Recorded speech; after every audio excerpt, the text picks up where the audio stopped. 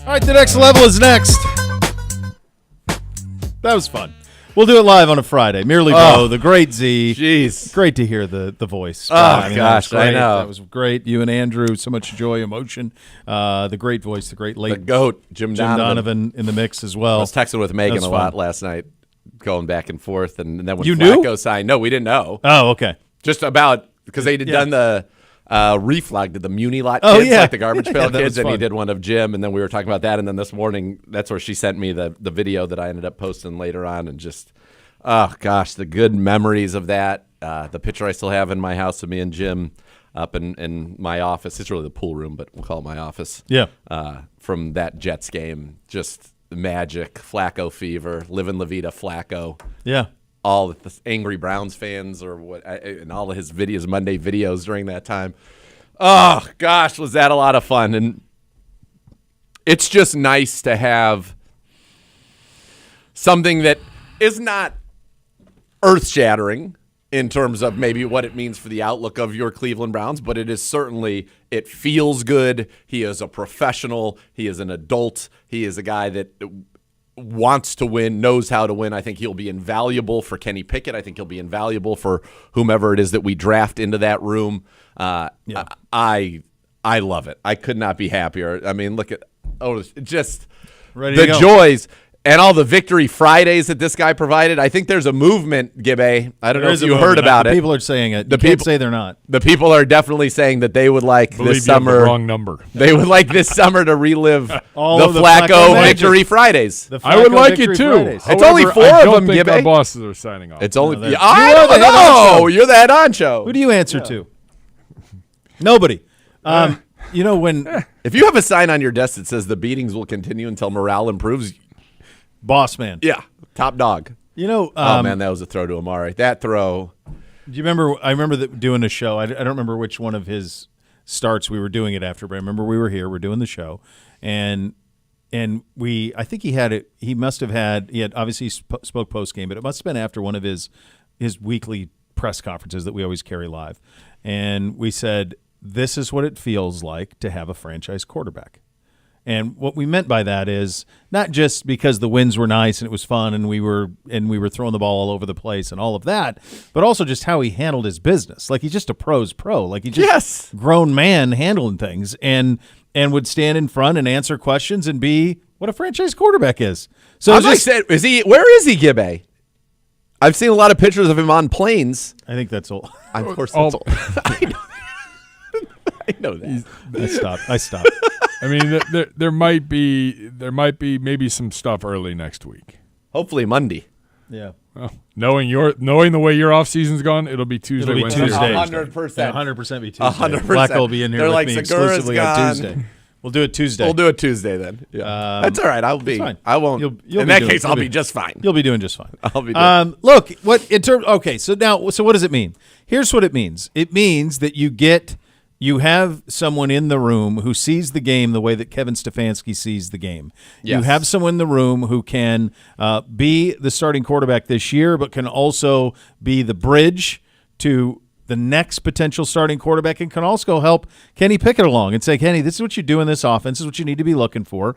And he will be very gracious in that. He was very gracious in that the last time he was here, and he will be this time again. It allows you, I think, in the draft, and we've said this many, many times, like there is not a more ironclad room maybe in North America than that one. Like there's nothing that comes out of it. Like this stuff comes out of nowhere, and you then want it's done. scores? Too bad. No scores. No scores for you. No scores. Not now. Not now. Maybe in the fall. Maybe a nice mulligatawny. Perhaps a nice mulligatawny. But I think so. It allows you to think differently of the draft. It allows you to. I think when you think about being competitive next year, the thing that you and I have said consistently, weapons, weapons, weapons, and now you can go weapons, weapons, weapons. You can take a flyer on a talent that maybe is raw, something like that later, or maybe there's a guy who's young and just hasn't played in this type of – like you think use Jackson Dart for an example, and it doesn't matter. You could use Quinn Ewers, you could use Kyle McCord, you could use Will Howard, you could use any of them, Jalen Milroe, any of them. But it allows for whoever that is to have someone who's old enough to be their dad in the room saying, this is what you ought to see on this. That's what it allows. Yeah. And there's big value in that for this team as they try to reconstruct this offensive side of the ball specifically, as we've illuminated many times, needs a lot of reconstruction.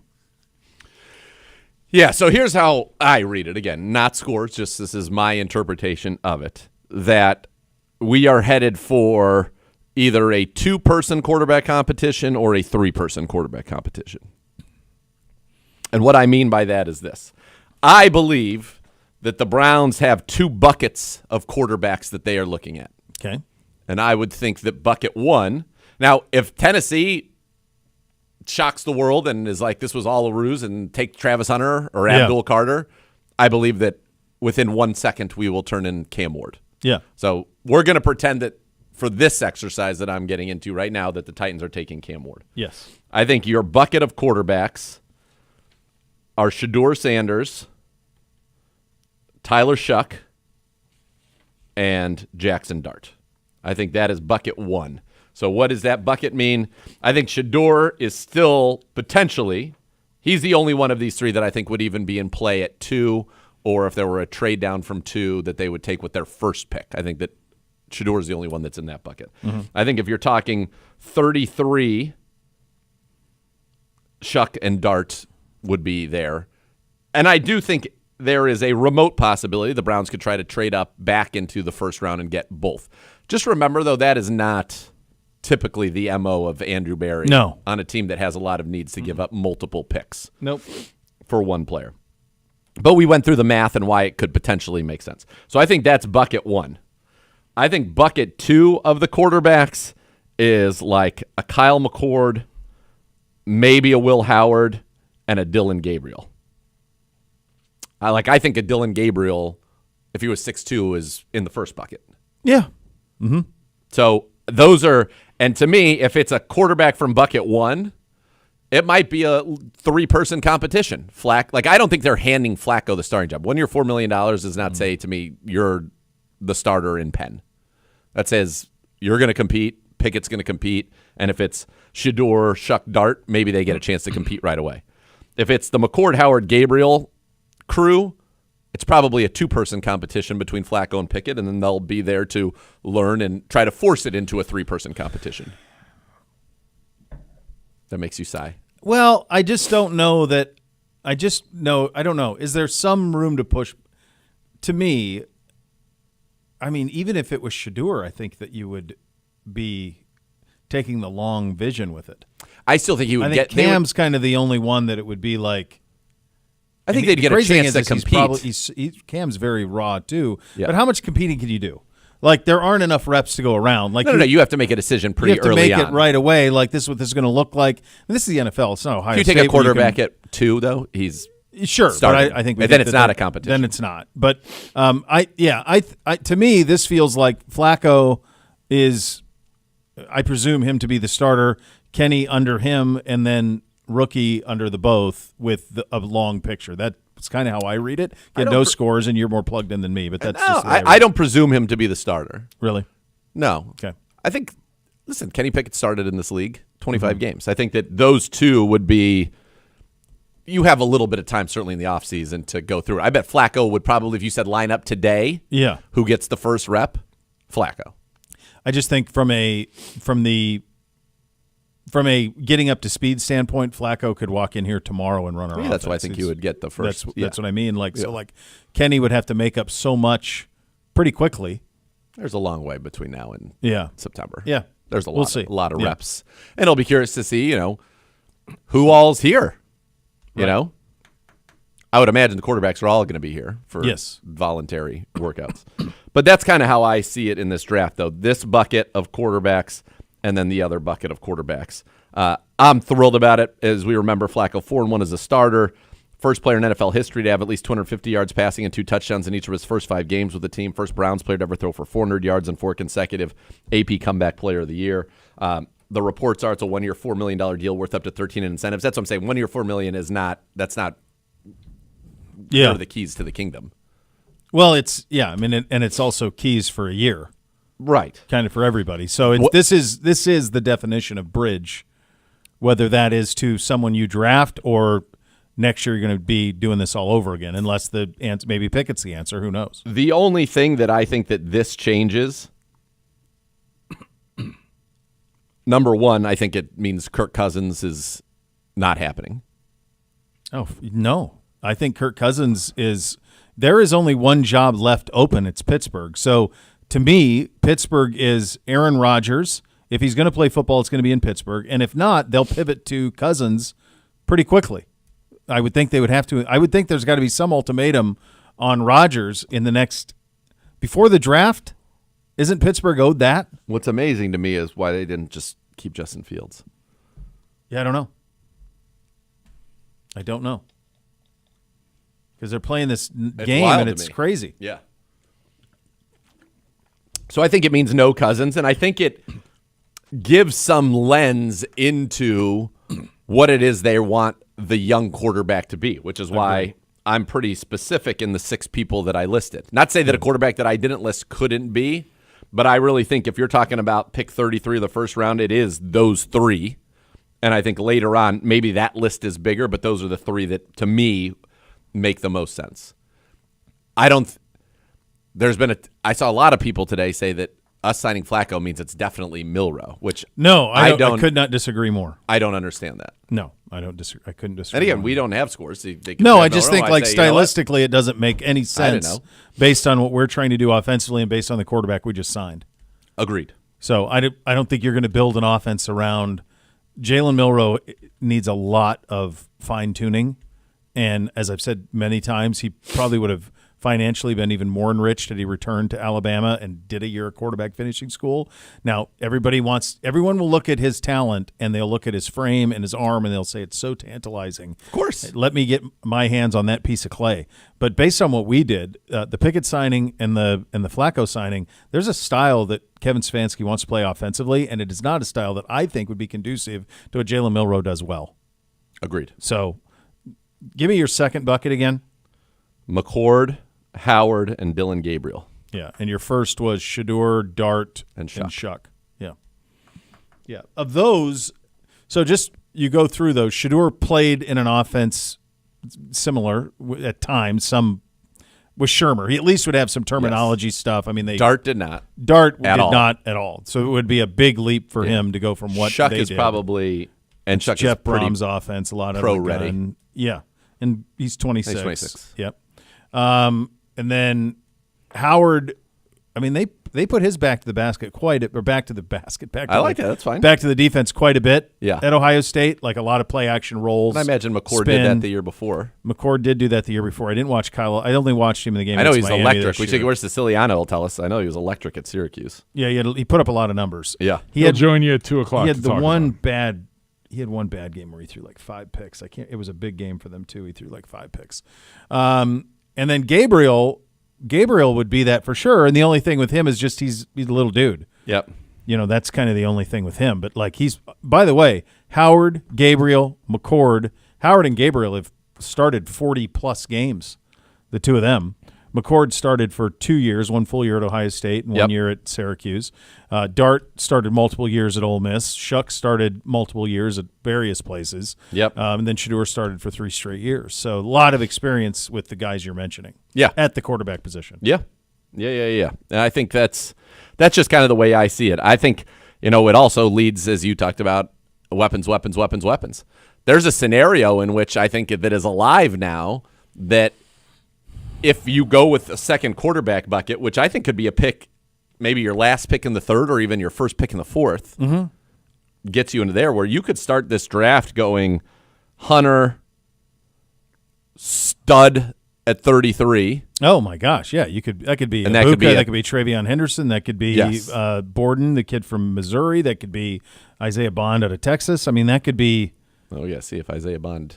Yeah, needs a bond. I did see that. Yeah, I think he did. I think he did get a bond. Yeah, he did. But that type of talent, or if the tight end that they think of, somebody falls. Megastar. Yeah. So I think it allows them to go weapon. Yes, I do think that there could be a tackle slid in there somewhere.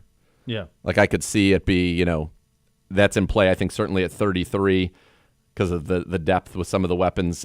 I think if there's a wide receiver that's there that shocks them, maybe. But if you take Hunter first, I think you could go Hunter, tackle, running back, tight end with your first 4 picks and be in a great spot. And then you come back and you take McCord or Gabriel in the fourth. And I think that's, you say, okay, we didn't really go at quarterback. But we brought in a lot of stuff to buttress this offense, and we'll revisit it again. Yeah, and the reality is that you're going to revisit it only forever until you have one. You get it. And which is why I like taking the swing, which goes Swing back as many as to you where we can. were at the 2 combine. months ago, baby. Yeah, exactly. give me one at 2, give me one in the second, third round. Like, let's keep taking bites at that apple. But I do think that Pickett is a little bit. Yeah, it's a great J. I know. I don't know if he was talking to himself. He was throwing at he likes he's throwing a big gesture. Yeah, he likes to. He's a big waiver guy when he Love walks Jay. by. He's one of the all-time greats. I feel very safe. Always. Yeah, so I think that what I was saying is that one of those swings at a young quarterback could be Pickett. No, so you I get him doubt. and then a pick and then Yes, you're saying here's a guy who was a first rounder, Right. 15-10. This is our swing for this year, if that's the way they go. Flacco's just such a presence. Oh, He's such a calming I can't presence, wait. man. can't wait. Yeah, it's fun. Oh yeah, it's great. Yeah, very cool. So it's great to have him back, and hopefully sometime next week he's here. Some more news. This from Mary Kay. Veteran safety Rayshon Jenkins is visiting the Browns today. 4th-round pick out of Miami in 17, 8 years in the league. L.A., Jacksonville last season with Seattle. 122 games, 10 interceptions, 5.5 sacks. So there you go. Let me I ask like you him. this. I'll tell you this. Go ahead. We'll know a great deal about him because he was in Seattle last year. His coach was in Seattle. Jeff Howard, who is I'm still friends with B. Lynch. Yeah. So we would have a good idea about what he brings to the table. He was the guy who had the walk-off pick 6 in Jacksonville when they beat the Cowboys a few years ago. You remember that game? I do. That was his walk-off pick 6. He's been a productive player. Last year, 13 games, 9 starts. The 2 seasons before, 100-plus tackles. More of a box safety than a coverage safety. But he's got 5 picks. He had 3 picks in 22, 2 in 23, none last year in Seattle. But a solid player. He would be kind of, I think, in our big role. It'd be interesting. D'Anthony Bell would go there, and if Rayshon Jenkins comes here, that would be kind of an interesting swap. From the U, by the way. Mm-hmm. Yeah. I was just curious what Joe did last year. How many starts he had last year in Indy? Played in 8 6. games. Yeah, it's funny. He basically 4. gave them statistically even slightly better than he gave us. 60% passer for us, 65% passer in those starts last year for them. 16 yards for us, 17.61. His yardage per game was way up for us versus them. He played in a lot more games. Because I think he had a couple of games where he was in where he didn't really throw. Didn't go, but it was 13-8 touchdown to interception for us, 12-7 touchdown to interception for them. Rating 90.2 for us, 90.5 for them. Yeah, which So that's that kind of he's based what we had from him is what he provided for Indy last year. so he had last year 2 330-plus yard games and 2 other games in his starts where he was over 260 yards, whereas with us it was 250, 311, 370, 368, 309. Pretty consistent there. The interceptions last year, you said that he threw 7. 7 on 12 touchdowns. 5 of them were in the last. He had 5 touchdowns, 5 picks in his last 3 games. He started off gangbusters. He had 7 touchdowns, 1 pick in the first 3, where he won the 2 games. Won 2 games for him. Beat Pittsburgh, beat Tennessee. He came in relief in Pittsburgh, beat them 27-24. They beat Tennessee 2017, and then his other win was to beat the Jags towards the end of the season. His loss to the Giants, though, where he throws for 330 and 2 with 2 picks. One of those picks was not a great pick. Was very helpful for the Cleveland Browns, though. Yes, it was. Yeah. Yes, it was. It Yeah. was. Week 17, 45-33 shootout. Yeah, 45,000 career yards, 257 touchdowns, the Super Bowl championship, and now a return here. So it makes people happy. My kids will be jacked. They went to school today unaware of this. They'll be jacked. Very. Knowing that they've been at. Why can't we just bring back Flacco? They keep saying that. Well, so now you're going to see, boys. I said it a couple 2 weeks ago on another program. I was like, and I've said it on this program. Flacco, Nick Chubb next. Come on, let's We get look at him every day. Yeah. Like let's. Yeah, that seemed like that's kind of the other thing that we've been talking about is like that would be another thing that kind of makes a lot of sense. The other thing that this provides too is like with Joe, not just in the quarterback room, but just there's going to be a lot of young guys on this roster, a lot of rookies on this roster. We anticipate a lot of them being offensive picks in this draft. This is a pro who shows you how to do things right. Yes. there's that. I mean, hell, Kenny didn't even have that in Pittsburgh. Yeah. So this is, he's the backup to Jalen Hurts in Pittsburgh. He didn't have some veteran mentor who's going to help him along, and Joe can do that too. So it's exciting. It's a fun day, and it's going to be great to have him back. Yes. Do you think that Rory McIlroy will ever win another major? Gosh. So I was at a local watering hole with watching the Masters yesterday with my buddy Dizio. Shout out to Dizio and a lot of love to the Dizio family. And he's behind the green on 15. Mm-hmm. And I say, this is a dangerous chip. Yep. Can't miss it long. Mm-mm. He knows that. He knows it. He's one of the best players in the world. Yep. Can only miss it short. Miss it short, you still make par. He's there in 2. Yep. He's there in 2. And he hits it into the water? And I'm like, dude, just putt it. It's beautiful there. You could have putted that. Putted it right. Yeah. We would have done that for sure. Of course. Oh, man. I don't know. It's almost like, how's he doing today? He's 3 under, but he's headed to 13. Or he's headed to 12. He's headed to 12. So he's headed to Amen he corner. Should be 7 under, or he should be in the lead right now. Well, he'd be 2 shots behind Justin Rose. Is it 9? 9, yeah. DeChambeau's at 7. Gosh, my original team was loaded. Some guy named McCarty Mike McCarty had himself That's a not day. his guy. He actually was 3 over on his first 2 holes and was 2 over for the tournament. After 5, he was 2 over. He got it to 6 under by 17. He did finish it. He bogeyed 18, so he's at 5. But DeChambeau is at 7, so he's 4 under through. By the way, how about holes. Gibbe's pick of Hogard? That's right, baby. Gibbe had. I got the right Hogard. You got the right one, I guess. The wrong one is at the very bottom of that list. Yeah, Projected cut. Koepka, Rahm, Gross. Yeah, I think with Rory, I just don't know. Tony Finau, where you be now? Ugh. Cut line. Hey, Rahm. By the way, can we talk for a second about the amateur? You and Shire just laying eggs that was this week. And I know G-Man's going to go over all of our rankings a little bit later in the program, but yeah, I mean, like, I don't even know who I'm picking with that first time thing. Oh yeah. Wait, do you have the right Hogard, Gibbe? I didn't realize there were 2 Hogards. Oh yeah. You do. Okay, good. How would we know? We wouldn't know. I'd be like, sure, okay. I'm talking about, what about the kid Ballister from Arizona State wears his hat with an upside-down script Sun Devils on it, and then supposedly What's the problem with that? he micturated in Rays Creek and says he'd do it again. Well, I'm surprised they don't throw him out, and he'll never come back. If he did that, there's no way they're going to – he acknowledged he did it. Am I wrong? He did, yes. Is that the same guy? That's the first I would be hearing of that. I mean, he's playing with Scheffler and JT. Yeah, because he's the amateur champion. I don't think. Yes. This is the headline. Masters amateur Jose Luis Ballister urinates in Rays Creek tributary during the first round. Near the final stretch of his round at the Masters, he felt something even stronger than the pressure to perform. He had to relieve himself. Shortly after notching a birdie on 12, the 21-year-old, an amateur who's senior at Arizona State, forgotten there were restrooms to the left of the 13th hole tee box and went to the tributary nearby Rays Creek to urinate while playing partner Justin Thomas was still on the 12th green. I'm like, I really need to pee. Didn't really know where to go, and since Thomas had an issue on the green, I'm like, I'm going to sneak here to the river. People would probably not see me that much, and then they clap for me. Probably one of the claps I got today, really loud, so that was kind of funny. Yeah, he won't be. I'm sure he won't He be goes, back. He's not going to make the cut. He's 4 over. So it was not embarrassing at all for me. If I had to do it again, I would do it again. I mean, I think at Bushwood that is not allowed. No, it is not allowed at Bushwood. Sun Devils was written upside down and backwards on his cap. While it's a popular style for Zoomers, what the heck are Zoomers? I don't know. I don't know. You guys suck, man. That's a silly name. G-Man. Zoomers? Does that mean you were on Zoom meetings all the time? Holly Sandy, everybody. There she is. By the way, I had some talks down there. I'd like your opinion on this. Right now, we're in the midst of Brothgate. Brothgate. Okay. Yep. We are running. So let's say there are 5 days in a week. Yep.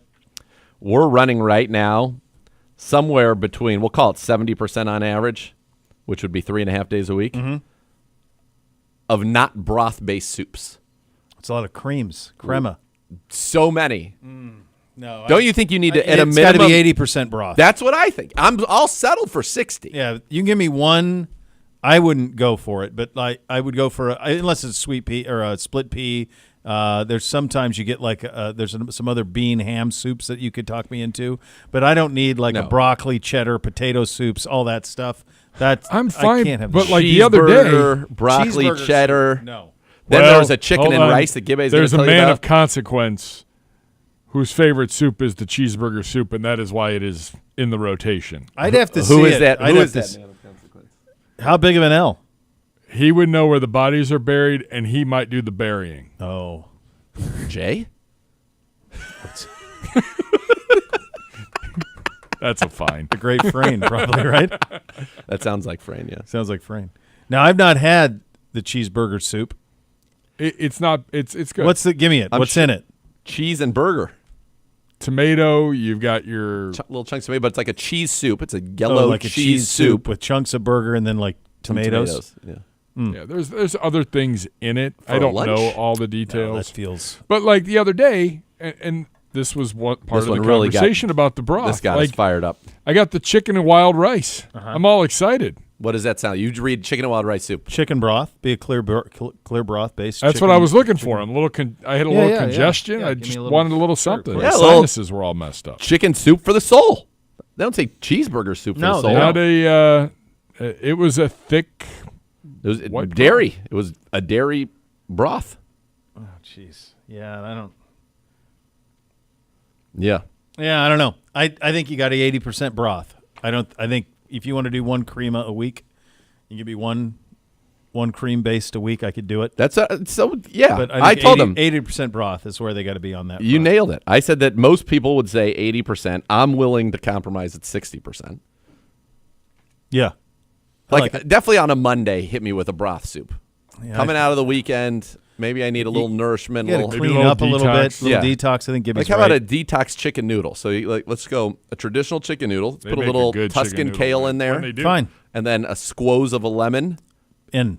We'll Sold. call it a detox chicken noodle on Monday. I like it. Yeah. Yeah. That's how it should go. I couldn't agree with you more. That's a lot of Like, cream. you know what's been gone? Like, where's 70% cream, you said? at least? Jeez. Where's- that's not even almost a soup. It's almost like a casserole. Yeah, where's the wedding soups gone? I mean, we haven't There's a million soups out there. a million. It's a lot of Delicious options. soups. Yeah. The chili is still fantastic. They had chili the other day. It was. And I think it was count that yesterday. in It the was non delightful. because that replaces the soup that day. And they make a great chili. They do. But to me, like if you're, that's why I'm saying I'm willing to go 60%. I'm going 60%. I'm going 3 broth soups, 1 chili, because they usually do a chili a week. That's fine. We can have a bison chili. We can have a white bean turkey chili. We can have a Chili can go a lot we of could go a different lot of ways. different directions. And then 1, have your dairy soup of the week. If you want cheeseburger, if you want a broccoli and cheddar, you want a Whatever, potato and cheese. I think that's the number. It's 80% broth. Unless, and I do think I'm with you. You can do the chili. I also think there's a certain time of year where chili's off the limits, and I think we're getting approaching there. it. We're approaching. I think by May. Although at the Normally I would continued say temper- April. Yeah, But- no. By the It way, was, it was 28 degrees this morning, so I don't know. Maybe it'll be a little while longer. and we could even like because it's not a brothy soup, but I'd allow every now and then a tomato bisque where you got like maybe Tomato a- bisque is similar to a- a split pea. Like it's Yeah. it's not a broth, but it's also not a crema. right. It's not a full. not gonna hurt It's not you. a lobster bisque, which is No. a great deal of crema. Now, where do you sit on lobster bisque? Very, very special occasion, and it would have to be at a place where it is prepared and served in this particular fashion, Oh, where my I get God. a bowl, and in the Way to bowl lead is a right mound down of this. lobster, a beautiful tail, maybe a couple claws, and a beautiful pattern, and then somebody's going to come over with a tureen, Yep. and then they're going to dump that lobster bisque around the lobster meat. And then maybe they'll drop a little sherry on top of it. I don't even know those places. They don't allow me in those places. That's it. though. That's how it goes. That's how it goes. That's it. Yeah, he knows what I'm talking I about. like a I good do lobster too. bisque. Yeah. I'm Do the the- whole layout. I'll take the poor man's lobster bisque. If the lobster bisque comes to me with the bisque in the bowl already, commoner. I'm out. I'm out. The bowl needs to come with I got to see it in there. chunk tail and maybe 2 claws. I just request a little fresh ground pepper. Like I'm really pretty good with that. Was it the great debate between you and Miss Kay? Didn't you order clam chowder? Clam chowder at And she Pure was W. like, "What are we doing? Who are you? I don't even know who you. you are. I don't know you. Yeah. I've never had Manhattan clam chowder. It's very, very good. The Cook? I have it down in Florida. They have it in Florida a lot. That's all the Cook has. Is Manhattan clam? Yeah. I'm like, who are you, Cook? Where does he even order it? I've never seen it on a He menu. makes his own. Oh, he makes his own. But he's not interested in New England. So what are you talking about? Huh. Like, it wasn't even allowed in my house. I've never seen it. I've never seen it on a menu. I've never seen it anywhere. My dad Manhattan used to clam chowder, I've not. My dad used to like to take a Progresso clam chowder and doctor it up with sherry, and then he had made something magical. My God. It is a wonder you even have a palate after eating some of the things you No, have he was a force good fed. cook. He was a good That's cook. amazing was that he good. like passed it that off, was like open the Oh, can. yeah. Oh, I got it simmering. Simmering on a Nate, stove it's simmering, top. Yeah, really yeah. simmering Yeah. up, then pour it in there, then a little of this, a Hey, little keep fresh it ground. slow. It's a $100 million cup. Yeah, exactly. Yeah. Yeah, that was one of his moves. Oh, yeah. It's a nice move. You better believe it. Zago liked that as well. Yeah, that's good. I tell you that I probably I don't know that I had like a real clam chowder for the first 25 years of my life. The only clam chowder I ever had was like the chunky soup clam chowder. Like Were you a that's it. Campbell's Chunky Soup or were you a Progresso guy? We were a Campbell's chunky soup. My grandpa, We were a big Progresso which house. was crazy because we literally had a butcher shop, a quick out pattern from the front door. But he would. I would have frequented that shop. Oh, you would have loved it. But my grandpa's lunch, it was at noon every day. He would watch the Montana Egg Report at noon. We would all sit in there. He'd watch the Montana Egg Report at noon. 12:30, he'd watch The Bold and the Beautiful. He's gone, so he now I can tell these stories. God That's rest his soul. fantastic. But he'd watch The Bold and the Beautiful. Really liked Great soap. some great chicks on there that he enjoyed a great deal. So he'd get that, and then it was till 1. Was and that then- like then Victor he'd go- guy? Was he on Bold and No, the Beautiful? that's Young and the That's Restless. Young and the Restless, okay. Similar feel though. Totally similar. Very Yeah, yeah. similar. Yeah. They're bold. They're beautiful. They're very much. And it was the same meal every day. It was a protein-based sandwich, always. It was always whole wheat bread, protein. Sometimes it would be meatloaf from the night before. A lot of times it'd be chicken from the night Just before. a slice of meatloaf. Oh yeah, slice of meatloaf. Oh, yeah. Meatloaf sandwich, pretty tough to beat. He'd go. I'll beat it. He'll do that. Little hunk of cheese, little tomato, salt and pepper. That was it. And always chunky soup. Campbell's chunky soup. There was Which soup? Didn't wide care. array. Wide array. There was a different one every day, but it was that meal every day. And soup then, that eats like a meal. and then as he left after watching Bold and the Beautiful, he'd grab a cookie and he was gone. That was every day of his life. Even when he left the Ponderosa and they moved in town. If you went there for lunch, and he always had the club crackers. The club crackers went in the soup. It's a nice cracker. Yeah. Can you tell me about the egg report? I can. Yeah. It's like There's the a guy Illinois named, Farm Report every day, Monday through Friday at noon, baby. What do they say on there? They tell you about the commodity price. Like 3 eggs cracked? What corn is selling, grain, wheat. You get your pricing, man. I kind of wish you were a farmer, Gibby. Oh, when I lived out in Illinois. Taylor Brown. Taylor Brown and the ran egg the report. Montana Egg Report. Yep. Absolutely. Did he give you more information than just eggs, but it was just called the egg report? AG. Oh. Instead of Ag. AGG. Gotcha. Ag. The ag report. Egg report. Yeah. So you get your commodity prices, get your Well, yeah. wheat, barley, your beef prices, those type of things. Always got to know what's going on there. So It that was just it. a report on eggs. 3 cracked. Be amazing. On the way to Bill's house. He only Egg got prices 9 of his right dozen. now, not great. We got some 30 minutes on what's going on in the brown eggs. eggs today. We got the brown eggs. Some white ones over here. These brown ones are a little bigger. A little bit bigger. Free range. Free range is the best. Free range. Roaming free. People say. I thought it was the egg report. EGG. I was like, guys, That's a lot of content. The eggs. I mean, We didn't even have chickens. listen, Montana's a weird place. You know what I mean? It's a little bit Brown spotteds, baby. brown spotted. They're everywhere. They're dominating. Those are your hot topics today, presented by University Hospitals, official healthcare partner, your Cleveland Browns. Siciliano going to join us in about 25 minutes from perfect. now, which will be very fun. We're doing a back-to-back. We're mailbagging it up. A little bit of a mailbag. Real quick. A little Those encore questions in to edition. give it. Encore edition. Go ahead, Mr. G-Man or Gibbe, can we get the quote of Shador on Up and Adams? Oh, we saw it. Okay. All right, there you go. Those are your hot topics today, presented by UH, the That's called official producing live. healthcare partner of your Cleveland Browns. We're off and running. You listen to Cleveland Browns Daily. It's presented by Bally Bet, official sports betting partner of your Cleveland Browns.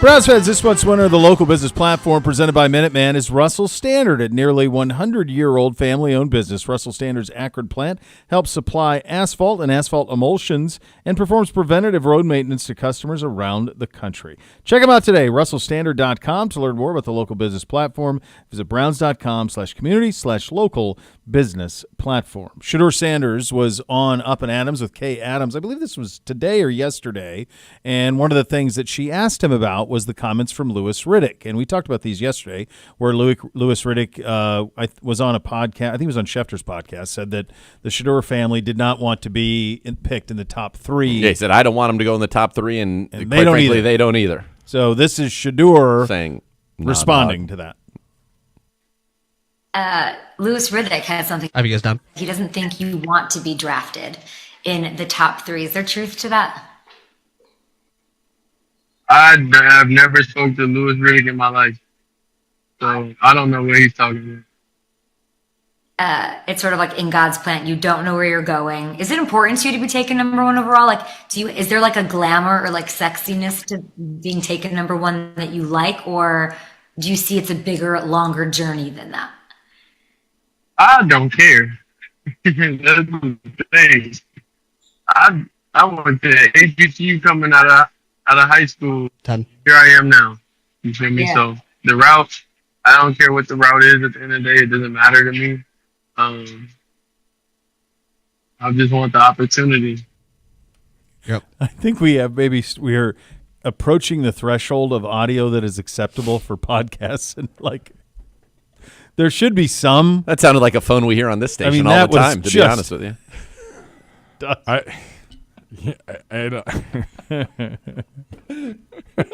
Well played, Maurer. Well played.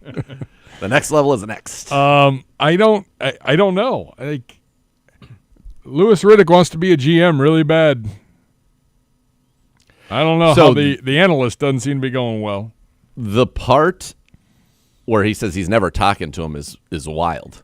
He's never talked to him, is what he said. Yeah, I've never spoken to him in my life. I find that hard to believe. So do I. Yeah, because isn't Louis tight with Dion? I don't know. That's what we think. Or at least we're led to believe. Yeah. I don't know. I think the one thing that you have to remember, if you're Louis Riddick, if you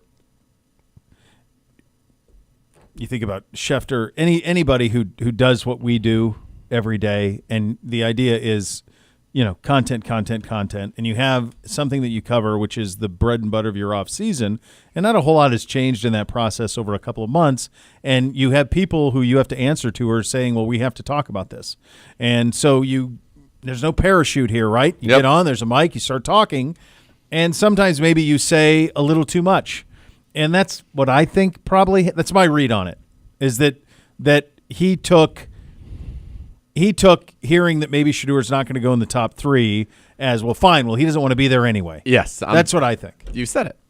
I'm breaking up with you. I'm breaking up with you. And whether the can't break Sanders up with family me. thinks that or not, I could see him like just trying to almost be in service of them a little bit to make it seem that way. It's just, there's not really any news, kids. No. And so you keep having to say the same thing in a different way, or trying to, and then sometimes you end up saying something you regret. Not to say Louis is doing that, I don't know, but obviously that's a pretty good rebuttal from Shedeur on that side of things. Indeed. He said no. I'd be more than happy, which is pretty spot on, I think. It seems like exactly what he would say. Yeah, so. Also, this is from the Ross Tucker podcast.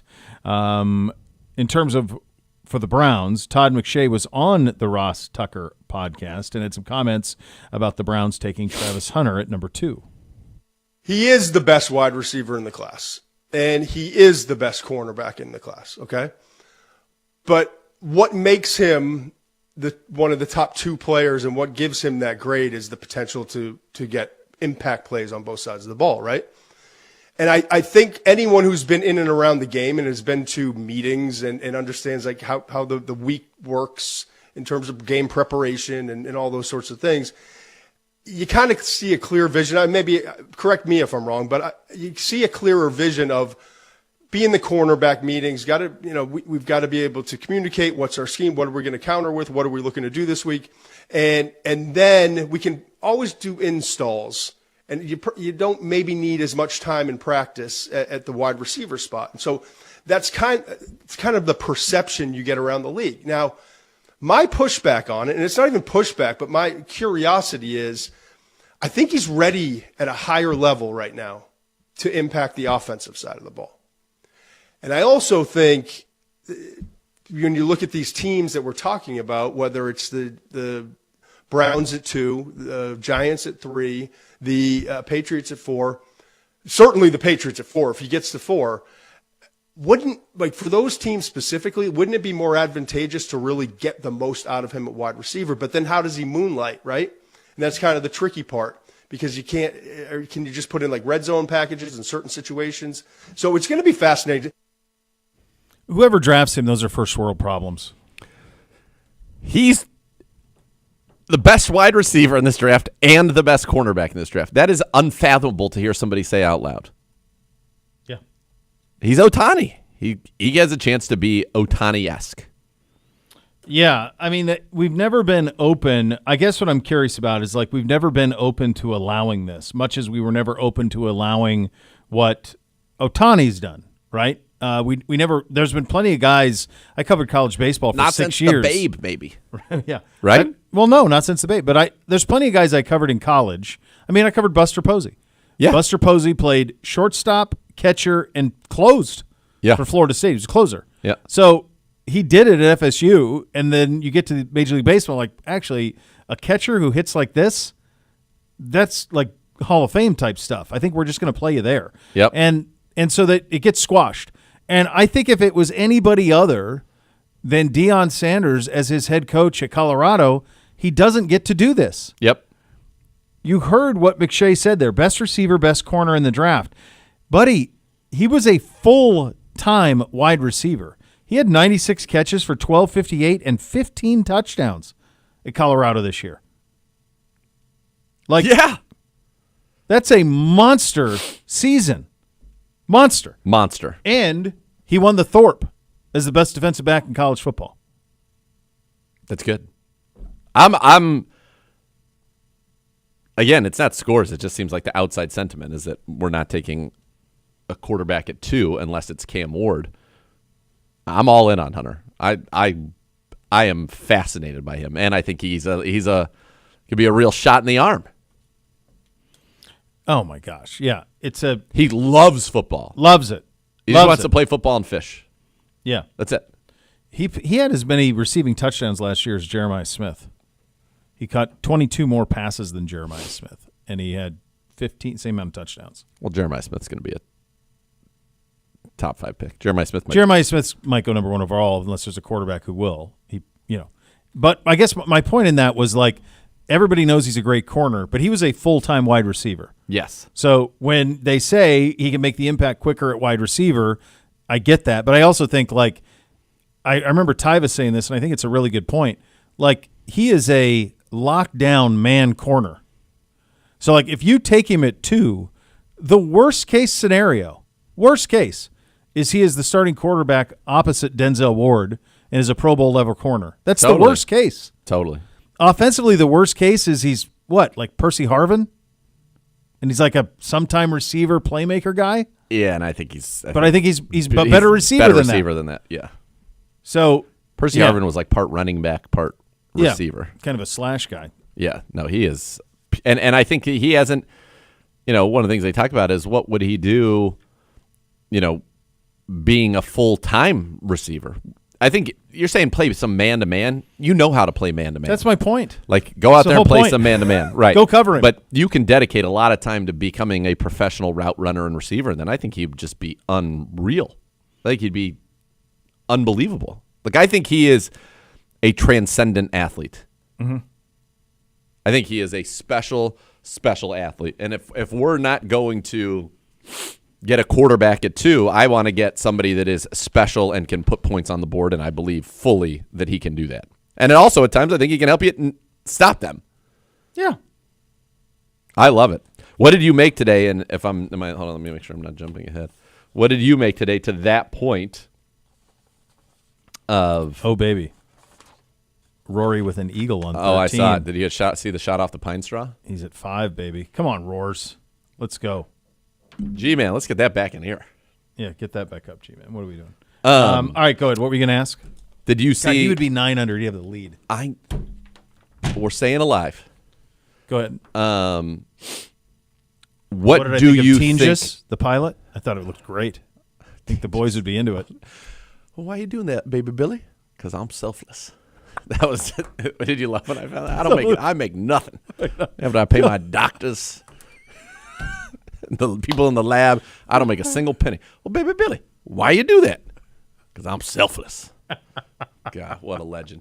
So I saw an interview with Goggins. This is we're sidetracking, but I'll get back to it. Fine. Saw an interview with Goggins that how hard it was for him. He basically leaves Lotus, where he was in Thailand for a while. 6 months in Thailand. Yeah, and you saw the Isaacs quote about it. I think I may have read that quote on the air. Did I not? No, I don't think you did, but a lot of them were like, That it was crazy. Yeah. Got a little wild. He comes back and basically gets off the plane from Thailand, and 5 hours later is doing that opening number where he's in a ridiculous getup as Baby Billy. He's like, I kept forgetting my lines. He goes, it was hard to become Baby Billy again because 6 months in Thailand being depressed Rick. Depressed Rick, who doesn't talk much, No. just sits there, and then now he's Baby Billy. It's amazing. Bible bonkers. By the way, I want an entire documentary on the 5 minutes from when Rick wakes up in White Lotus in the hotel room with Sam Rockwell and everything that's going on over there, to him walking down the hallway and Sam Rockwell doing like a somersault and then jumping on a chair. It was an incredible move, very It's an fluid. incredible fluid move. Very fluid. And then grabbed him like, Yeah. you started it. That's what he said to him. You started it. What are you leaving? You can't leave. Can't leave. It's your whole idea. It's great. What were you going to ask me? Have What'd I you see? seen what Abdul Carter tweeted out today? I did not. Anyone back there? When he was in the Giants facility yesterday? Well, he tweeted, I think it was this morning. I could be wrong. Am I wrong, G-Man? I think it was yesterday was his formal visit. Right, but he tweeted out today a picture of like a big picture of Lawrence Taylor, basically implying that he's Lawrence Taylor and he will be the next Lawrence Taylor for the Giants. Well, that was my interpretation. He tweeted a picture of Lawrence Taylor. No. You're Hold on a taking second. that to mean a lot of things. Hold on. Let's just put. You haven't looked at it yet? Here. Look, can I just pull it Yeah. up? What does this tweet say to you? It's presented without words, and that's all it is. He's at the Giants facility. Yeah, I think having a little fun. Having a little fun. We've seen him talk about how he was the number one pick for sure. That was back on 3/24. He did not tweet out anything about the Browns, nor did he tweet anything about the Patriots. He just said that he hopes that he will be the number one pick in 30 days. Don't let all this quarterback need talk fool you. It's already known who's the best. No quarterback is in that discussion. Like I said, I'm the best player, goes number one. Generational, remember. So he's confident. I like that. And then he posts this. He didn't post any. There are plenty of good. He could have posted a Myles Garrett picture if he wanted to. I think he's saying I'm an outside linebacker, which I happen to agree with him, and that I'm going to be a Giant. That's what I think. That's what it seems like to me, too. That's what I take away from it. There you go. There Heard it it is. here first, kids. All right. Second hour of the program will begin with Andrew Siciliano joining us. We'll relive some of the Flacco magic. Many of those games he called, of course, get you a Masters update and a mailbag. Tweet your questions to Gibbe at Browns_daily. It's all coming up in the second hour of the program. You're listening to CBD. It's presented by Ballybet, official sports betting partner, your Cleveland Browns.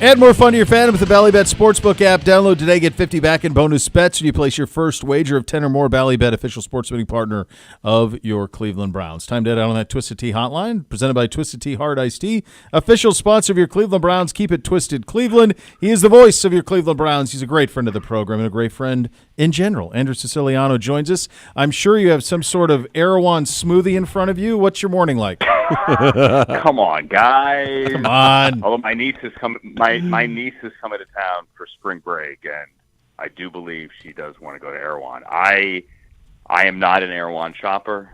Those smoothies cost like $25. I don't get it. I just don't get it. I'll make you a smoothie. It'll be cheaper than that. I just told Z. I just pulled it up because I'm like, when we were out there, I'm like, you got to see this store. So I showed it to him, and I pulled up the site, and you can get like a glass jar, like a canner's jar of chicken noodle soup. You can get it for $50. The store's unbelievable. Like, hey, I'll just for our audience who has no idea, can you just paint the picture of what we're talking about here? So, imagine a Whole Foods on steroids that like times 100, basically. Okay. Basically, if you could imagine that. I will say this: like the one or two times I have been there, like they have wonderful, like their prepared food. It's like you're going to a restaurant. It's fantastic. It's just ridiculously expensive. The last time my niece came to visit, actually all the kids were here, and she wanted to go, so we went to Erewhon. And like the thing was, her mother told her, my sister-in-law told her, all right, hey, if you get a smoothie, you're paying for it, okay? So she went up there, and she decided that she was going to get 3 smoothies for her and her siblings. Oh no! It's about $1,000. And she looks at me and she's like, Uncle Andrew, can you help? I'm like, what? And she didn't have enough money on her debit card, and so Uncle Andrew, what a obviously I helped, and her mother went like, wait a minute, you were supposed to buy those. They're so expensive. Mom didn't know. I'm like, yes, they are. And then I need to taste this $25 smoothie. Actually, no, there were 4 of them, and it cost $84. So let me taste this smoothie, and I went, okay, this is good, but it's not $21 good. Not that good. No. That's great. That's great. So I told you. And I just killed any potential endorsement opportunity with Erewhon. They're not opening a new coming one here. by me, however, and I'm gonna be there on opening day. You're Yeah. not going to have to worry about it around here. Yeah, this is for the Cleveland audience. I think it's going to be like In and Out. Like it's never coming this far east. No. I highly doubt it. I highly doubt it. Where were It's an LA you? thing. But the kids see it. The kids see it on TikTok, They get excited. right? Oh yeah. And so when they come here to visit, they wanna go. They want to partake. Where were It's you? a good product, just not cheap. Where were you when the Flacco news hit? So I was asleep. Did you find out from our group you're, chat? Like, in those, yes, I did. But so here's the story. When you're in those last hour of sleep, and you're semi-conscious, and your dreams are a little bit more vivid, and also a little bit more, weird. And you're aware of the room and the house a little bit more because you're kind of easing out of your deep slumber. And I kept hearing my phone vibrating over and over and over and over and over again on the nightstand. I'm like, what the H is going on? And then I picked up my phone, and it wasn't just our group chat. It was like texts from everywhere, and then the official press release and this and that. I'm like, oh, that's what this is about. All right. Well, that's a good way to start the weekend. Yeah. Let's go. Let's go. And then we said, well, how about the guy we're looking at right now, Nick Chubb? Let's just get everybody. Let's Bring the whole band back. Yeah, let's have Jamal. Yeah, get the whole band back. Hey, let's get Amari Cooper. Probably not, but yeah. Well, I'm kidding. I don't know if you listened yesterday. Apparently, Amari's signing a $100 million deal somewhere with the according Seahawks. to, According with to the my Seahawks, dad. according to Nathan's dad. So I didn't see it. I don't know if you want to call your buddies who are insiders and see if you can confirm it. But Nobody can. Those are the reports from Pedro in San Francisco. I highly doubt that is going to happen, and I do think, in retrospect, that Amari trade, which was painful and it was a punch in the gut at the moment when it happened, and it was one of those realizations I think that we all had of, okay, this is not going to be the year we thought it was going to be. In retrospect, it's a great deal now. Certainly. That draft capital. My dad said, well, I read an article this morning saying he was signing with Seattle for $100 million. It was on a Niner website, just looking to send it, and now the article is gone. I said, yeah, I bet. Yeah. I bet it is gone. FakeNinerNews.com. Exactly. Like that. So what do you think now? Obviously, Flacco's back. You got Flacco and Pickett here. What do you think Flacco is day one starter? Do you think it's a competition? What do you read into the quarterback room? What does it mean?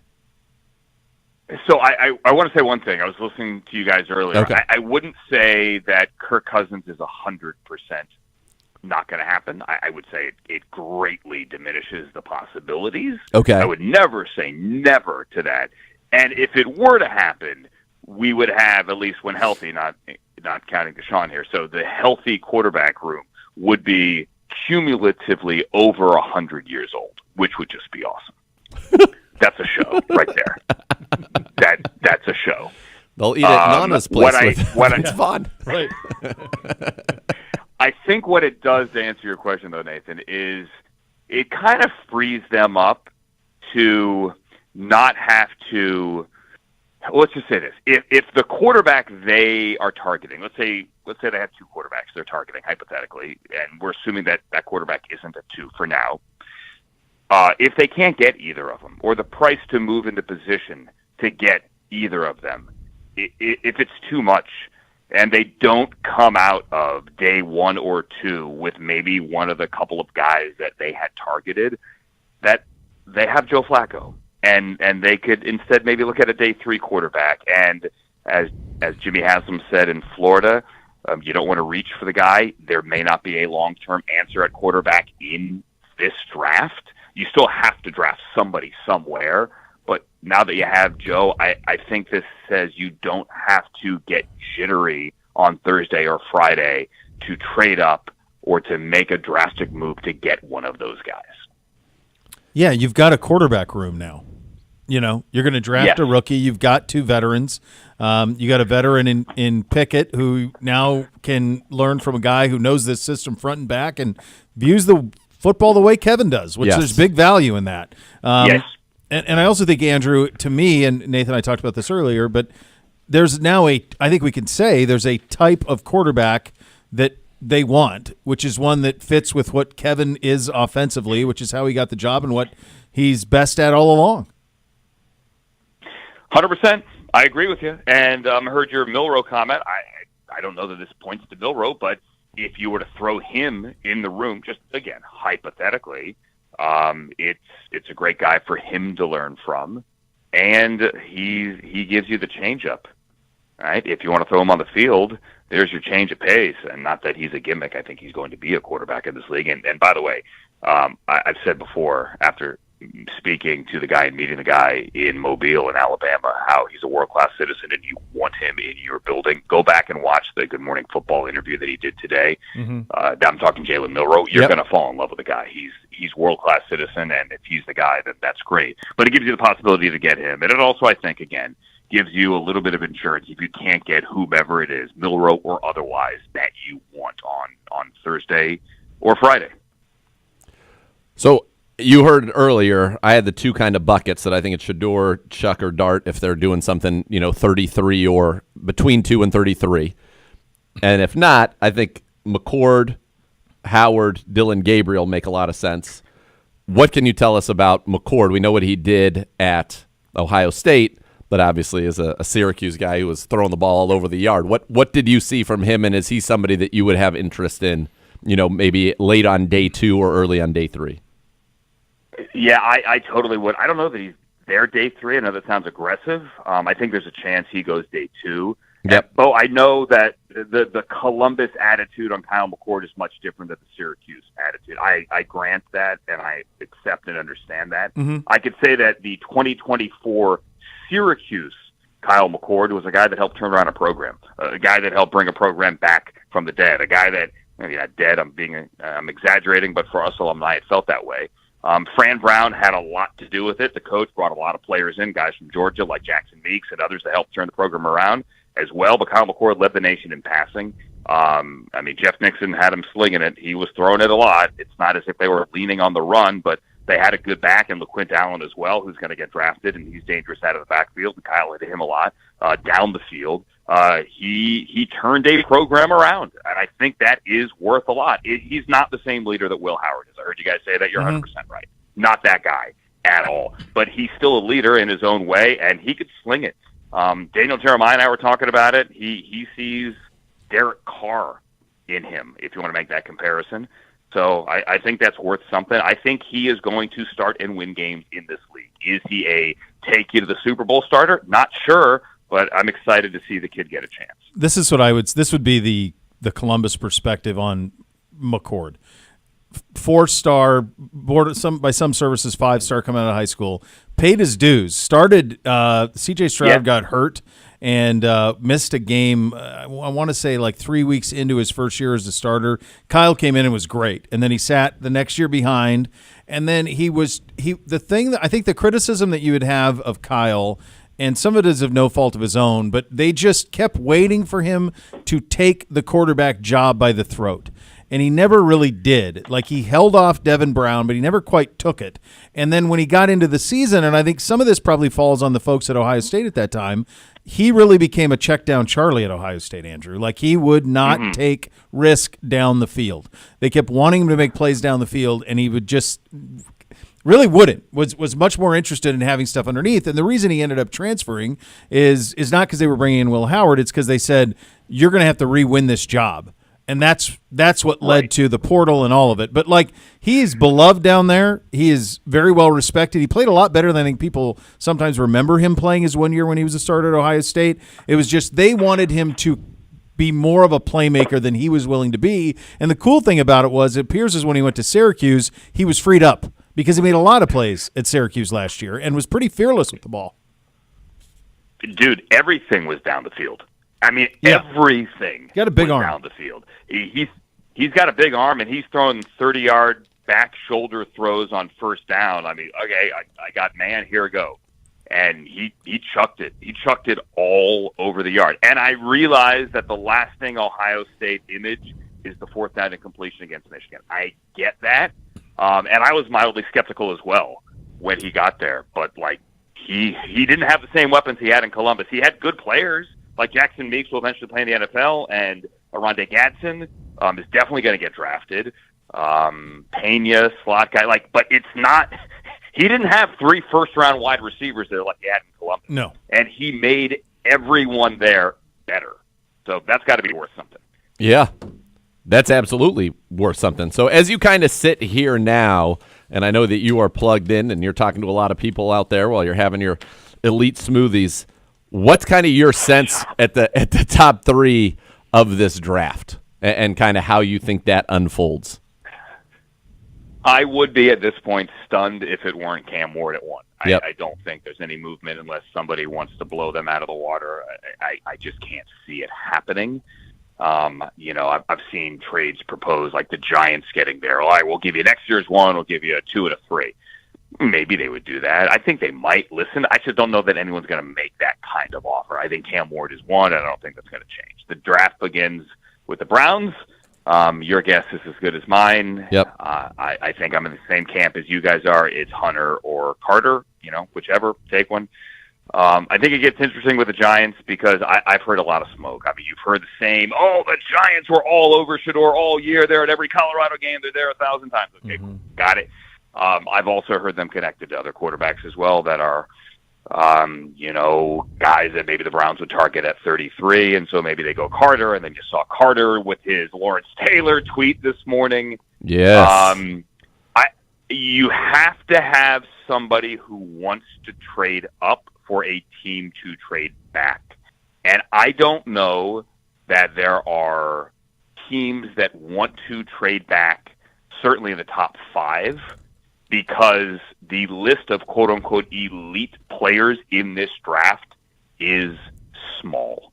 So I don't think we see action in the top 5 at all. And I think the action happens once we get through the top 5. I also think there are going to be more running backs drafted in the first round than really anyone would have forecast 6 weeks ago. in the first round. Interesting, because it is such a loaded draft. It is, but there's some really good guys in that loaded draft. I'm with you. You can get a starter. You can get a starter probably day 3 at running back in this draft. I think there are 8 to 10 starters in this draft at running back, but there's a small group of really, really, really good guys. Like I heard you guys say Travion at 33. I love Travion at 33. Oh, yeah. I don't know that Travion's going to be there at 30. I don't know that he's going to be there at 33. Yeah.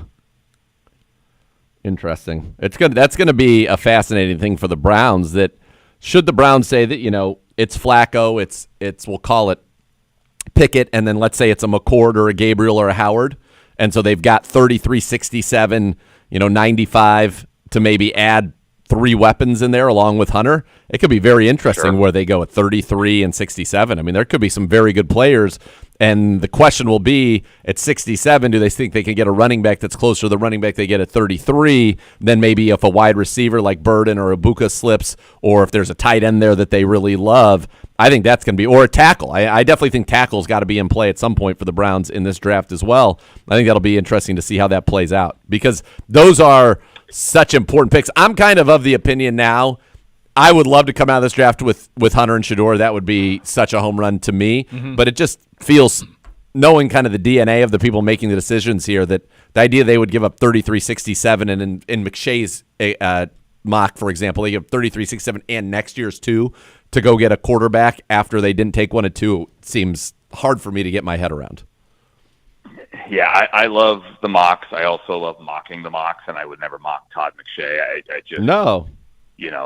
A lot of them are throwing things against the wall, but it doesn't mean that they don't come with obviously some information behind them. I can't see that move happening either. The thing about this year's draft, that there are a couple of elite scorers, touchdown scorers, I think, near the top, and then they're just a bunch of guys who are like, oh yeah, they're good, and I think they're going to be good, but like, do I have to trade the farm to get this wide receiver or that running back on day 2 or 3? And if I do, they're going to be small moves, right? I think there's a lot of movement in the 2nd and 3rd round, but they're like little moves. Like, I'm going up for 3 to make sure I get that guy. And the Steelers thing with Aaron Rodgers, I'm with you, Bo. I've said it 100 times. Like, I think he owes them the professional courtesy before the draft. 100%. And if I'm the Steelers, I kind of want, here's a thought experiment. If you're the Steelers, and let's say Aaron calls you today and says, all right, I'm in, do you want that information public? No, I think in any instance, anytime you have information that others don't that you can use to your advantage, you want it. Correct. So, no, I wouldn't. Right. I wouldn't. So if there is something, if they want to keep going with this, and then potentially maybe they already know, and maybe that's part of it. Or look at it this way. Let's say they announce he's coming. Then you maybe don't have teams trying to jump in front of you to go get that other quarterback because they don't think you're taking a quarterback. I don't know. I've asked a couple of people this question. Like, it's a good thought experiment, because he's the one piece hanging over this draft. If he doesn't go to Pittsburgh, let's say he announces, I'm going to retire, or I'm going to wait. Yep. I'm not going to go to the Steelers. Well, then, especially considering A, you want the 5th year on that rookie contract, or B, you just want to get ahead of the Steelers to get whomever. At that point, it could be quarterback 2, quarterback 3. I don't think it's quarterback 4. It's likely quarterback 3 at that point. People are going to be jockeying to trade up and get ahead of you. Oh, no doubt. Yeah. No doubt. They're the biggest enigma, honestly, in the whole thing. I mean, they have Mason Rudolph and Skylar Thompson. That's it. And they went and traded for DK Metcalf. Like, there must be more to this. Like, they're just too smart of an organization. So, yeah. They are, but they could be just, waiting for some guy in Malibu to make up his mind, which I believe that to be the case. And I mean, the owners' meetings were 2 weeks ago or 10 days ago at this point, but that was absolutely the case in Miami or in Palm Beach, wherever the heck we were. They were waiting for a guy in Malibu to make up his mind. Yeah. I just don't understand why they just didn't keep Justin Fields. I mean, I said it earlier. It makes all the sense to me. I mean, even if Aaron Rodgers, it's not like this is a multi-year solution. No, it's be a year or 2 at best. Yeah. Yeah. All right, buddy. Good talking to you, pal. Yeah. Enjoy the time with the niece. Enjoy the Thank you. Enjoy the nosh, and we'll talk to you again soon, my friend. Vinosh, are you golfing in 38-degree weather this afternoon? All right, that's enough. That's enough. We'll talk to you in 6 months. Goodness, what a crud. See you in football season. No, you no, salt the wound. wait. We haven't even seen the No. sun in All right, 6 hold on. weeks. That was not a shot. That's a It's shot. Masters Friday. How about Justin Rose? I thought you'd be inspired to hit the links. At least go hit the simulator. Sure. Yeah. You playing You said Riviera 30. today? You said 38 degrees. You- We know what are you- exactly. where are You you knew playing? exactly what you were doing. You at Riviera? Yeah. Huh? You Where at you at? LACC? If I do LACC today? anything Where are you going to be today, playing today? Rub it in. I'm not Bel Air? Finish sure it. if I'm Why doing not? no. First of all, as Nathan knows, I haven't picked up my clubs in 50 Sherwood? years. I'm gonna go take a lesson. I may go up to the Top Golf up the street. It's the closest, I may go get a lesson. I know people don't think Top Golf for lessons, but the guy that someone recommended me to is like an hour away. I'm going to go to Top Golf and take a lesson because I am getting back into golf. I like okay? that. I like the sound of this. exciting. We can socialize on a place, other than a steakhouse on a Saturday night on the road. I'll tell you what. That's all exciting. I instead of Top Golf, I want you Cosmo Kramer style. Get out of my brain. I want a If you bucket didn't of jump- balls. That's what I say. I want you Balls into the Pacific. Cosmo into the whale, Kramer into the style. blowhole. That's what I want. into the blowhole. The marine And then- biologist. But then I was going to looked say, into the we've got to call Greenpeace. George the marine biologist. Yes. All right, buddy. All right. Have a good one, talking brother. to you, pal. Yes. All right. Have a great weekend, guys. All right, get you a Masters update, our scoreboard update as well. That's coming up next. Listen to Cleveland Browns Daily, presented by Ballybet, official sports betting partner of Cleveland Browns.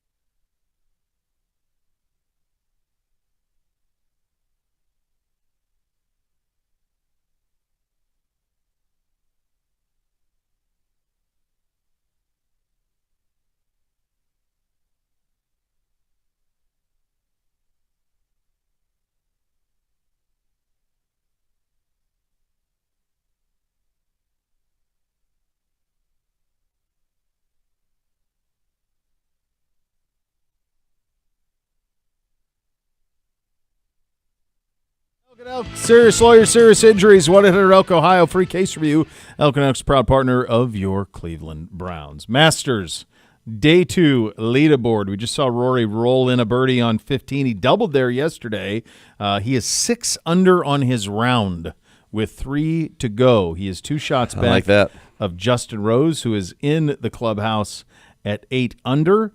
Bryson DeChambeau has cooled a little on the second 9, as they call it at Augusta. He is at 7 under, a shot back. Victor Hovland and Rory both at 6 under in contention. Scotty is 5 under very, very early on in his round, and as Rory is on the tee at 16. Full amphitheater here. You don't want to miss this one to the right, Bo. You don't want to be on the right side of the green here with that pin delicately tucked. Oh, that does look like it's out to the right, unless it's a big sweeping hook. Maybe he's trying to use the slope. Maybe he's trying to use slope. No, he does. That ain't coming back from there, brother. It might be okay. The pin's actually in the front. I thought the pin was in there. I thought it was the back Sunday. left. Yeah, back. That's Sunday. We're only on Friday. Friday. But a miss there, unforced error from Rory McIlroy. See, this is where he gets into trouble. The ego gets a little bigger. I can drive this. I can do this. It's a par 3. It's a par 3, Gibby. Just saying. Well, he's not on the green. He's thirsty, dummy. When he's not, I can drive this. It's a par 3. He's What do you trying want to hit him it to on do? the green. What do you want him to do, Gibby? That's his only job. Number one, you're right. He's not on the green. And last time he wasn't on the green yesterday, what happened? He went for a drink. Look at the bunch of creds making a real nice move. Hey, did he let me ask you this. Did would you wear one of those egg salad hats that I see all the folks wearing at Augusta? We have friends that could get that. We could get that done, yeah. I want that. Have you seen the hat? I don't even know the guy what was you're wearing talking it right about. behind Rory. They're selling them. Like they're selling egg salad and pimento hats. And it just says in soft yellow, egg salad. No, never. Yes. I would never. Barbecue pork, maybe. There's a guy I think it's just egg salad's the only one I've seen. Is egg Lefties salad. Lefties look good doing everything. Like Calbert Cheney, who was not good. His shot looked good. He's pretty good. Nah, they drafted him in Charlotte or in Washington. They already had Rex. What are we doing? Yeah, but he was pretty damn good at Indiana. He's fine. He wasn't a bad pro either. He was a bad pro. He was not. He was a bad pro. I'm going to say right now, off the top of my head, he would never average 17.5 a game and was drafted in the top 10. This is my recollection. He was drafted 6th overall. Okay. What's your point number? 17.5 a game for a season. Nope. Yeah. 12, 16.5, 15, 10, 12.8. You know when I went serviceable. Bum. 6th overall, Gibby. This isn't a second-round pick that you're looking to be a rotation player. Dude, he's got to be – I wonder if he's the all-time leader in Indiana scoring. I don't know. He has to be. 17.1, 21.6, 17.6, 22.4. That's a ton of scoring. Yeah. 4-year starter at Indiana. Man. National Player of the Year. Unanimous All-American. Big Ten Player of the Year. Boy, oh boy. How about that? He is the all-time leading scorer of both Indiana and the Big Ten. There you go. Yeah, so kind of a disappointing pro career from those from Evansville, lofty Indiana. things that you're saying. Am I wrong? Yeah, probably one of those. Wikipedia's never wrong. Probably one of Probably those I am guys. wrong? No, you're right. Probably one of those guys who just, for whatever, I don't know if there was an injury. I don't know what happened. I don't recall. All right, where are we with our stuff here, G-Man? I mean, they did this too with Kendall Gill, who I actually happen to like. Kendall Gill, one of the best left-handed dunkers I've ever seen in my life. This is just a strange thing, but I can still tell you the entire starting lineup on 1989 Illinois. Okay. Kenny Battle, Nick Anderson, Yeah. Kendall Gill, Yeah. Lowell Hamilton, I wouldn't have had that. and Marcus Liberty. Marcus Liberty, yeah. See, you had Kendall Gill at least average 21 twice in his career, 17.5 once. So they drafted him very unsettling. But why would one supplant the other? Why wouldn't you just play with both of them? Rex and Kendall Gill? Yeah. I don't think they could play with both of them. Why? One's a 2, one's a 3. What difference does it make? Kendall Gill's at 6'5". Dude, but like in those days, Yeah, I guess in you could those play days. the 3. I mean, Pippen was 6'7", Jordan 6'6". What's the big deal? Go ahead, G-Man. Okay, quickly. In our little Masters Fantasy League, I am leading. I'm course you are. 15 under. No total. wonder you want to do the update. I'm surprised you're not like Chris Vernon and you have like puppets Hey, how did behind it go? you. How did it go for him yesterday? Did he do it? Yeah, I thought it's good. It's hard. It's been done. But I thought he still did it. He did. It was entertaining. Yeah. I missed it. I didn't see it. There's like a 7-minute supercut where you get basically all you need. So Gibbe is in second. Okay. He Yeah. is 15 under today. Jeez, today? Gibbe. Today, yeah. Hogard. Who does he 12 have? under total. Hogard. Let's go, Rom. Let's get it together. Rom is 1 under. Bryson is 4 under. Lowry's 4 under. And Hogard is 6 under. Hogard. Jeez, what a legend. Bunch of cruds coming in at third, We're really last. but really last because you have Bryson in there. But Bryson should be Koepka, correct? Yeah, is he making the cut? That's a great question. What happened is I got between +2 and +1. I took Kept too his many one over. I took too many of these live guys who have just gone soft. Like Rahm was at the peak of his powers before he went to live, and now he's can't do anything. Can't do anything. Yep. Yeah. They don't play competitive golf anymore. They don't know. No. I mean, DeChambeau's the only one because he's just He's a incredible. lunatic. He's just awesome. Yeah. I love he just, DeChambeau. he just. All right. By the way, the fact that he is, I would argue, like if he wins the Masters, he becomes the most popular golfer on the planet, which is Yes. pretty amazing. He has 2 million subscribers to his YouTube channel. Didn't you watch the series where he hit I the did. ball over his house? I know. It was but like my like, favorite the thing. fact that he's doing all of this, and a couple of years ago, like he was the butt of every joke. was Because a of pariah. Koepka. Yeah. And now he's like the most popular guy, and he's not even playing on tour. Yeah. And he's playing in the middle of the night around the world, and he's still done it. It's Yep. pretty cool. It's a pretty generational 180. It really I have to is, say. G-Man. I think it is. Yeah. I think that's a good way to put it. Bo, you're in last. Sad. No, I am. Oh, wait. Yeah. Because of the Bryson thing. The Yeah. Bryson thing. Yep. I should have him though. I'm a DeChambeau, so Yeah, I mean, you're taking 8 strokes off your total. okay, G-man. Is your segment over yet? What happened to my guy Ober? Segment What can be happened to over. him? I have a binder with the beast in it for you at home. Whoa, G-man. What a legend. What a good job of you. Oh, and then I had BZG is thriving. All right, we'll do a little. Oh, my man Oberg is 4 now. That's where he's going to go in. Hate to see it. All right, we will do a little mailbag coming up next. Just at Cleveland Browns Daily, 850 ESPN Cleveland.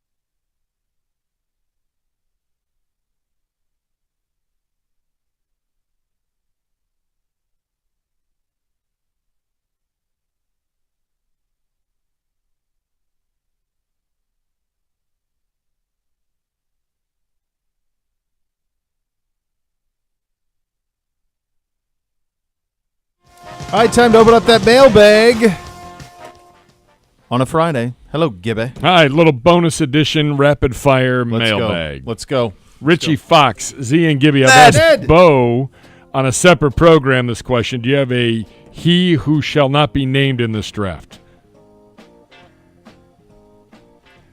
I'm naming him. Harold Fannin Jr. Go get him. Your boy.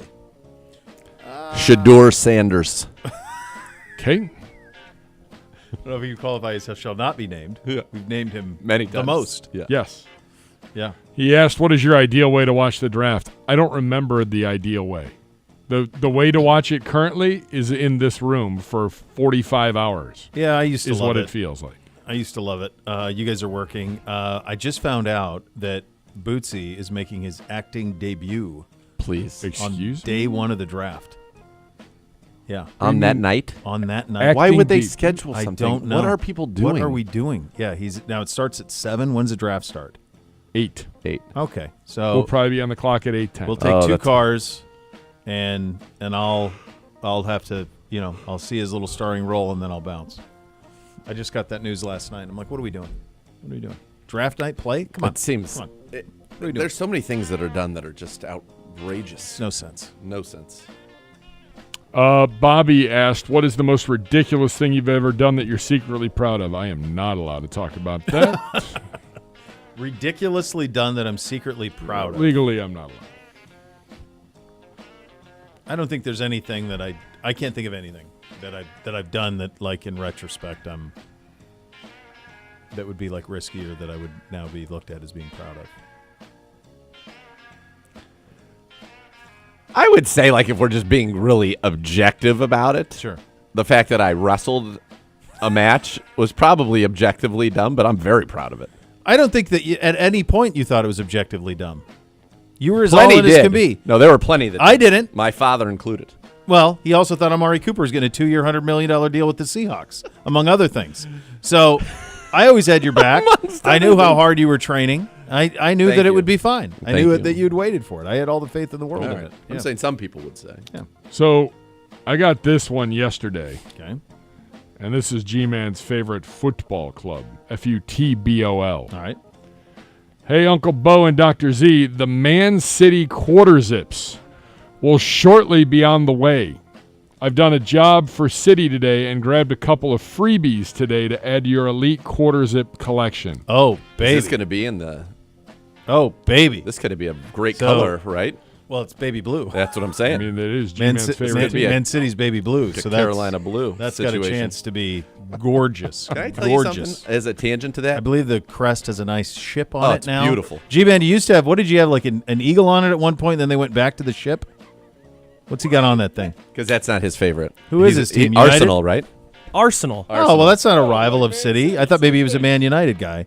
Arsenal's rivals are Chelsea. Arsenal's rivals are Tottenham. And Tottenham, right? Yeah. The West London boys. Yeah. All right. Gibby thinks he got him. You got, Pittsburgh they got him. Peapods. Pittsburgh Like, I Peapods, got him. Got him. Yeah, I did I have like him. it. Baby You blue ruined is it. beautiful. Beautiful. No, you did not get me. No. Prior Hold on, real quick. O'Brien, Real do quick. you think the NFL will ever come to New Zealand to play a game? No. No. Australia, close enough. Yeah. New Zealand, great town, though. Great town. Great town. It's a great town. It's a great town, New Zealand. Wellington, Auckland, Nelson, where our young, Country's a town. young Nathan Canada. had a real great town. experience. Great town. 51st town. Could be. Baby blue.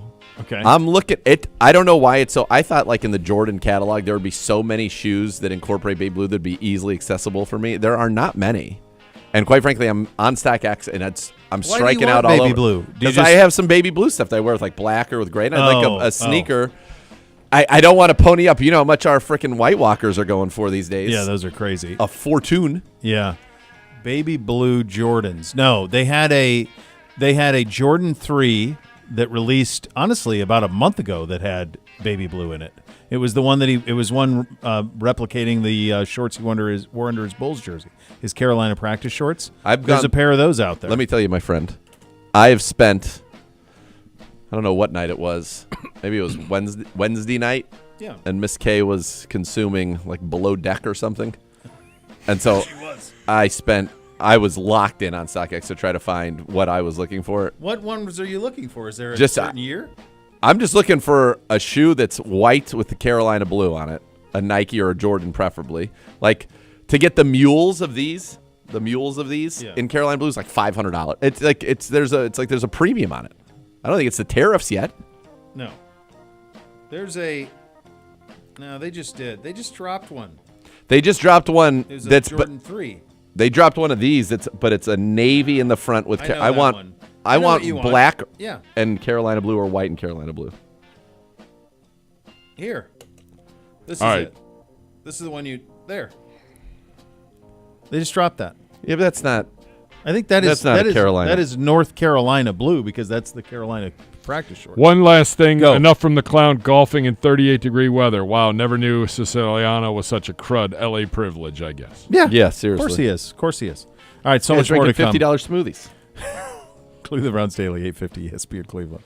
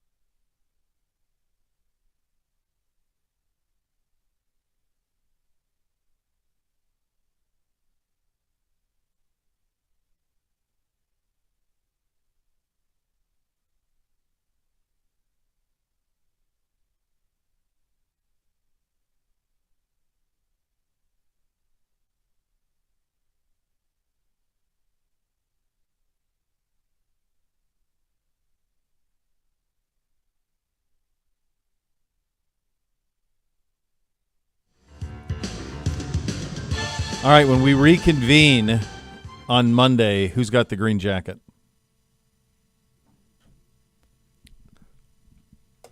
Rory. Come on, buddy. By the way, when he does that, my team automatically wins for having the winner. You had Rory? Let's go ahead and Yeah, just Rory. tweak the I didn't know rules. that. That's nice. Well, if he wins the Masters, Is this it Scotty feels from like I a should foot win. and a half for Bird? I'm sure.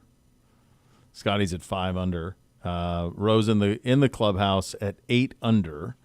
DeChambeau has been at 7. He's got 3 holes left. I'd like He's been it to at be 7 the whole way. If you can give me a final grouping on Sunday, my ideal final grouping, since it looks like Boom Boom isn't going to be a part of it, Sad, yeah. my ideal would be Rory and DeChambeau.